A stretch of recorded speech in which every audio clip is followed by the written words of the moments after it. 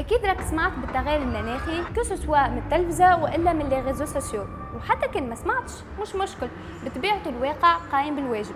حتى حد فينا ما ينجم يهرب من ازمه المناخ، خاطرنا الكلنا باش نتاثروا بها حتى لو كان تكون عندك اقل مساهمه فيها. في الحقيقه التغيرات المناخيه واثارها ماهيش متساويه، يعني البلدان اللي عندها اقل مسؤوليه هي اكثر البلدان اللي تتضرر وتخلص. عباره كليت ريحه من عند بوك وانت لا عملت لا يدك لا ساقك.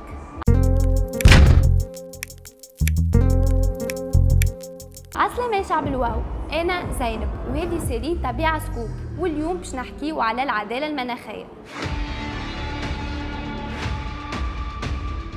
عسلامة، أنا ريهام عكاري، ممبر من يوث فور كلايمت تونيزيا. يوث فور كلايمت تونيزيا تأسست في 2019، بدات في القروان ومن بعد بشوي بشوي ولات في تونس كلها.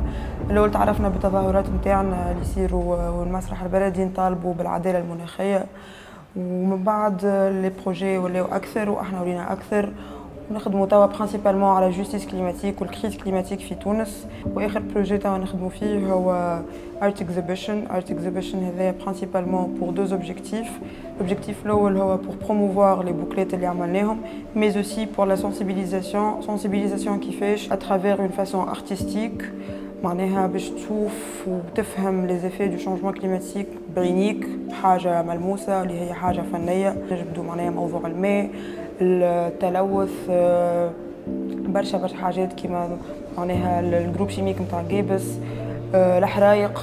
العدالة المناخية بالأساس هي تربط بين دول الشمال ودول الجنوب، تتمثل في أنه دول الشمال اللي هي المسؤولة على التغيرات المناخية باعتبار أنه هي تساهم أكبر في انبعاثات الغازات الدفيئة، مقارنة في أنه دول الجنوب هي الدول متضررة من تأثيرات التغيرات المناخية. مثلا ناخذ على سبيل المثال تونس انبعاثات الغازات الدفيئة نتاعها 0.07، الافريق بكلها 4%، في وقت انه اليونايتد كينغدوم ولا انجلترا الانبعاثات الغازات الدفيئة تمثل 4%، معناها مقارنة قارة كاملة مقارنة بدولة واحدة نفس الانبعاثات الغازات الدفيئة.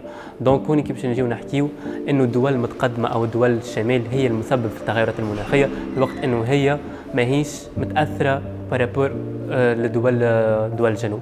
دونك نظرا كذلك الى انه دول الجنوب متأثرة بالتغيرات المناخية وعندها مشاكل اقتصادية اللي تأثيرات التغيرات المناخية تمثل على الموارد المائية، البنية التحتية، الفلاحة، الحياة الشخصية، الحياة العادية للمواطن البسيط، فإنه دول الجنوب غير قادرة على أنها توفر أو أنها تقوم بدي بلان وإلا دي بروجي دادابتاسيون بور أدابتي مع الشونجمون كليماتيك. دونك يلزم على في وقت أنه هي دول الشمال عندها لي ريسورس انها باش تقاوم ولا تتاقلم مع التغيرات المناخيه. دونك هوني نتحدثوا على العداله المناخيه، وبالتالي اللي هي اكثر زاد العداله الاجتماعيه. نرى من الحلول اللي لازم نركزوا عليها هي خاصه الكلايمت فاينانس، اللي هو يتمثل خاصه برينسيبالمون في انه دول الشمال توفر تعويضات على الخسائر والاضرار اللي تعرضوا لها الدول هذه من الازمه التغير المناخي اللي تتسبب فيها دول الشمال. من المهم برشا انه نعترفوا بدور فعال المجتمع المدني في انه يطالب بحق البيئات هذه ويطالب بتطبيق القوانين وتبوش ذا جوفرمنت انه القوانين هذه تطبق بطريقه فعاله، يعني مش حبر على ورق فقط.